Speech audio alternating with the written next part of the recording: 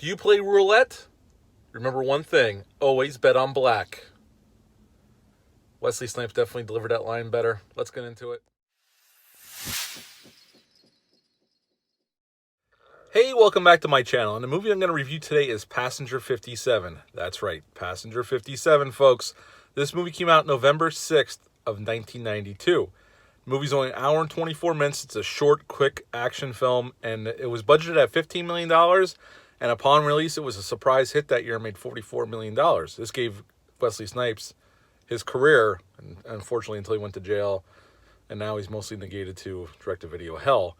This movie was directed by Kevin Hooks. Looking through Kevin Hooks' credits, the man's done mostly TV. He's directed a few movies here and there, but 95% of it's TV credits. And in this movie, we have Wesley Snipes as John Cutter. What an awesome action movie name for our main protagonist. I mean, just great. Bruce Payne's in this movie is Charles Rain. Another great action film name for a villain. Absolutely fantastic. I love that name. Tom Sizemore plays Sly Del Vecchio, and there's a reason why his character's named Sly. We'll get into that in a little bit.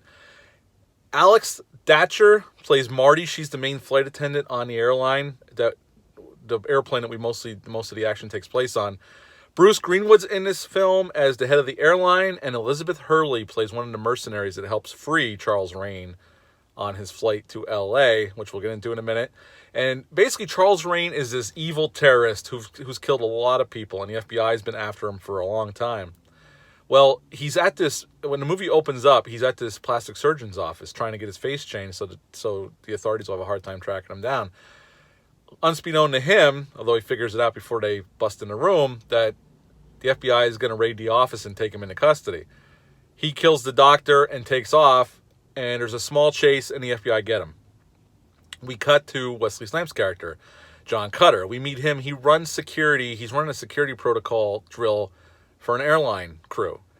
And Sly Del Vecchio, Tom Sizemore's character, is a good friend of his, and he's trying to talk him into taking the head security job for his airline that he works for. And at first, Wesley Snipes kind of blows him off, and then he decides to take the job. He meets with the head of the airline, Bruce Greenwood, and he takes the job. So they want him to fly to L.A. to meet with some other people that are high up in the airline, but he has the job. And unbeknown to him, when he gets on the plane, Bruce Payne's character is getting taken by the FBI. 2 FBI agents are escorting him to L.A., where he's going to face trial on a commercial airlines jet.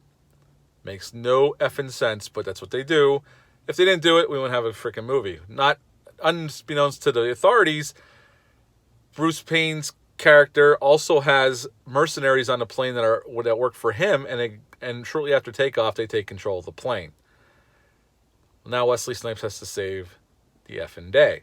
And we have little shootouts, we have little fist fights, and then we have a little detour. They have to land in this little town in Louisiana because Wesley Snipes dumps the fuel to force him to land. And there's some action on the ground, and then at this little carnival nearby, and then we're back on the plane for the rest of the film.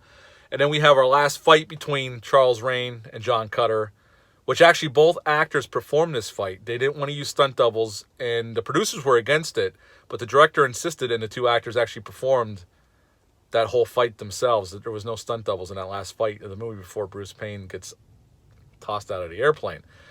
But Wesley Snipes is an accomplished black belt anyway. Bruce Payne is fantastic as the villain. I mean, he does chew the scenery, but he was always good in those villain roles. I haven't seen him in anything in a long time. But he used to do a lot of villain roles back then. I always found him good as a villain. And in this movie, he's no different. He's soft-spoken, but very calculating. And he just makes a great villain. And Wesley Snipes is fantastic as the lead. Now, getting into why Tom Sizemore's character is named Sly, originally, the script was written with Sylvester Stallone in mind. Stallone turned him down, and they went to Wesley Snipes, who took the role. But the screenwriter changed the name of Tom Sizemore's character to Sly as a nod to Stallone, as a little in-joke about what could have been. So that's kind of a fun little tidbit. But other than that, Passenger 57 is a quick action film. Like I said, an hour and 24 minutes. It's a breeze to get through. And once they're on the plane, it just goes, it's nonstop till the end. It's well handled. The action's pretty well handled. I don't have any complaints on that part. The fights, you can pretty much mostly see what's going on. The director really handles it fine, and the effect shots look pretty good. I have no complaints on that, and all the actors do good work.